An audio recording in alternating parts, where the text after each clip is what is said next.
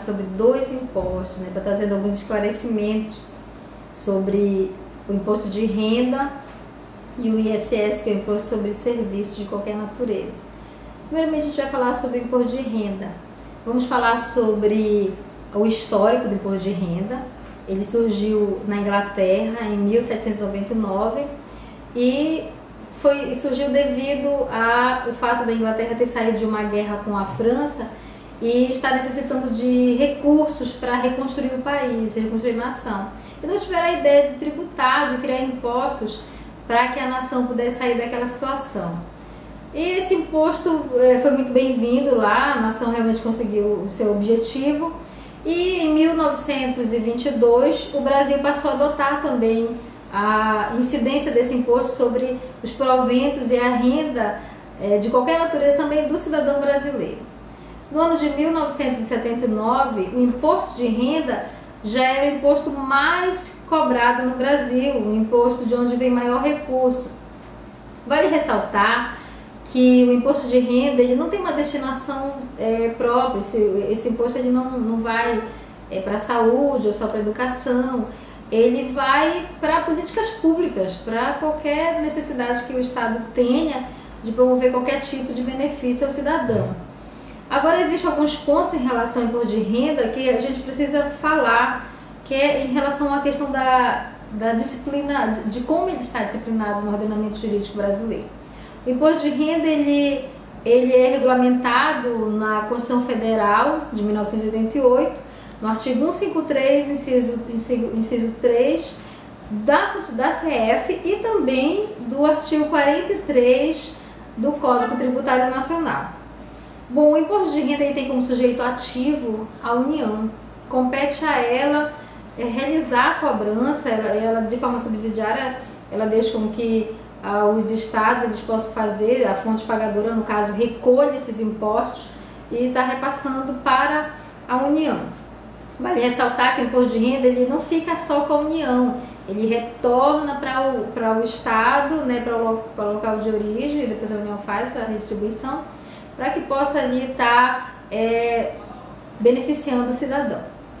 Outra situação em relação ao imposto de renda é que o sujeito passivo dessa relação é o contribuinte, a pessoa que realmente dos seus proventos sai aquele determinado valor, aquela porcentagem, para que ela esteja ali contribuindo com a nação. Deve ser entendido dessa forma, que a contribuição do imposto é para que a nação possa também se desenvolver.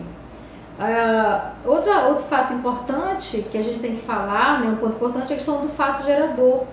Qual é o fato, qual é o acontecimento que gera esse direito da União tributar ao cidadão? O fato gerador é justamente a aquisição da disponibilidade, seja ela econômica ou disponibilidade jurídica. Por exemplo, na disponibilidade jurídica ou econômica, primeiramente falando, o cidadão ele já tem aquele recurso, ele já tem a disponibilidade de fato daquele valor e ali a União vai e pode tributar. Mas a União também pode realizar esse tributo sobre a disponibilidade jurídica desse cidadão. A disponibilidade jurídica pode ser dado como exemplo quando o cidadão ele vende, um comerciante vende determinado produto e ele vai receber aquele valor posteriormente.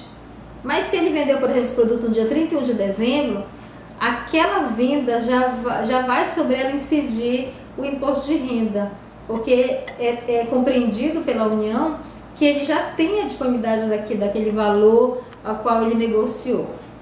Outra situação do imposto de renda é o elemento material do fato gerador. O elemento material do fato gerador é quando a pessoa adquire renda. Adquirir uma renda, ela vai ter que pagar os tributos.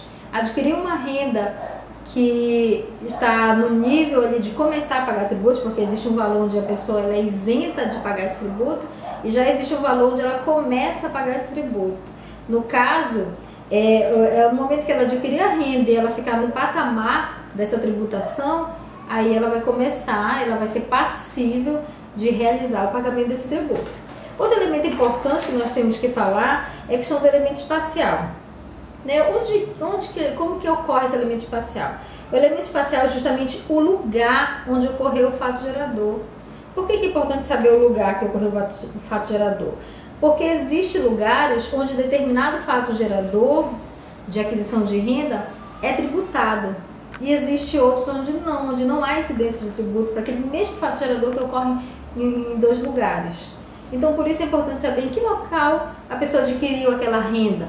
Vai ser tributado ou não vai ser tributado? O que diz, né, como que está disciplinado isso? Então, é importante saber onde ocorreu o fato gerador desse tributo. Outra situação é o elemento temporal. É saber em que momento, né, quando ocorreu a geração do fato gerador, para poder saber exatamente como que vai se disciplinar isso, né? Esse aspecto ele é extremamente relevante porque ele vai indicar qual é a lei aplicável qual é a lei que está vigendo naquele momento. Saber o momento que ocorreu o fato gerador vai fazer com que eu saiba também qual é a lei que vai disciplinar esse fato gerador, esse tributo no caso. A base de cálculo e a alíquota do imposto de renda são dois fatores também muito importantes que o cidadão precisa tomar conhecimento. No caso, a base de cálculo do imposto de renda é o total dos vencimentos, né? O total subtraindo-se a questão do INSS, né? Dessa contribuição previdenciária, da questão dos dependentes, plano de saúde, pensão alimentícia, subtrai-se tudo isso e o restante vai incidir o imposto de renda, o cidadão vai ter que pagar o imposto de renda sobre aquilo que sobra, né? Sobre aquele valor restante. Essa questão também da alíquota, a alíquota ela atualmente está variando de 7,5% até 27,5%. Então, se o cidadão ganha menos, ele vai pagar menor tributo. Se o cidadão ele ganha mais, ele vai estar pagando mais tributos. Isso é uma maneira de equiparar, né, de ser igualitário com o cidadão, para que o cidadão não esteja ali pagando sem ter condições de realmente estar pagando esse tributo. Outra situação é a forma como é feito o lançamento desse tributo, a modalidade de lançamento. No caso do imposto de renda, esse lançamento se dá por homologação, que é o método que se efetiva através do lançamento do imposto de renda. Ali o próprio contribuinte vai lá e informa, né, quais foram suas rendas, quais foram os seus proventos e vai haver a homologação por parte da autoridade competente, que vai estar averiguando se a autoridade competente concorda que está correta ali todos os cálculos, ela vai e faz o processo de homologação. Se a autoridade competente não concorda, acha que existe alguma inconsistência em relação aos valores, em relação aos dependentes, a autoridade competente chama o contribuinte para que ele possa prestar esclarecimentos, né? E ela pode tomar, inclusive, algumas decisões relacionadas à omissão ou o tipo de inconsistência que o contribuinte esteja efetuando. Bom, em relação ao imposto de renda, é isso que nós temos a falar, mas nós também agora temos um outro imposto para tratar. Esse é um imposto já numa esfera municipal.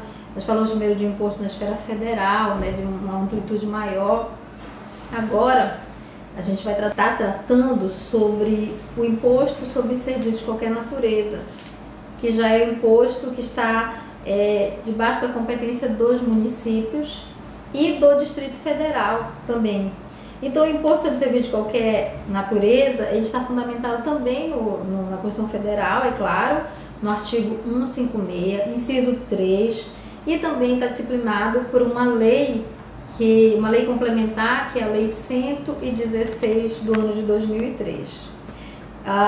Nós já dissemos que a competência é dos municípios de cobrar esse imposto, e esse imposto, desde que o imposto sobre serviços de qualquer natureza não conste ali no artigo 155, porque o artigo 155 da Constituição Federal, ele traz um rol de outros serviços que não são serviços que sofrerão tributação do ISS, do Imposto sobre Serviços de Qualquer Natureza.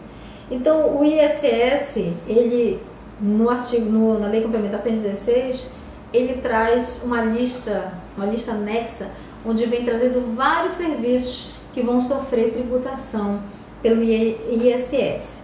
Bom, o sujeito passivo dessa relação jurídica é os municípios, já falei, o Distrito Federal, E na verdade, o sujeito ativo é o município e o Distrito Federal, e o sujeito passivo é a pessoa que presta o serviço, né? Aquela pessoa que vai ali, está disciplinada no artigo 5º da Lei Complementar 116, ela presta o serviço, ela passa a ser passível de pagar esse tributo, de pagar esses impostos.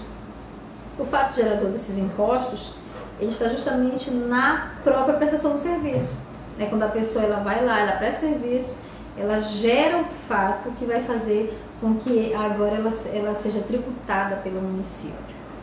A conduta que gera a obrigação de pagar esse tributo é a ação humana na realização do serviço, né? Quando o ser humano vai lá, realiza o serviço, a conduta dele vai agora levar ele a estar contribuindo com o município através do ISS.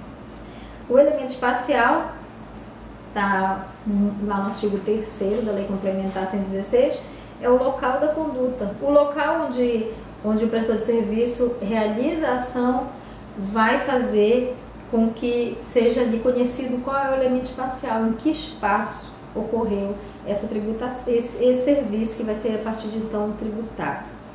Outro fator é o elemento temporal, que é justamente o momento em que ocorre a conduta. Em que momento o prestador de serviço foi lá e realizou o serviço. Isso é muito importante porque vai saber em qual o prazo que ele tem para estar pagando esse tributo, né? Ele vai poder se organizar de acordo com aquilo que diz a legislação, lá na Lei Complementar 116. A base de cálculo ela é sobre todo o preço do serviço que é prestado, e a alíquota, de uma forma geral, ela está em 5% do serviço que é prestado, serviço de qualquer natureza, né?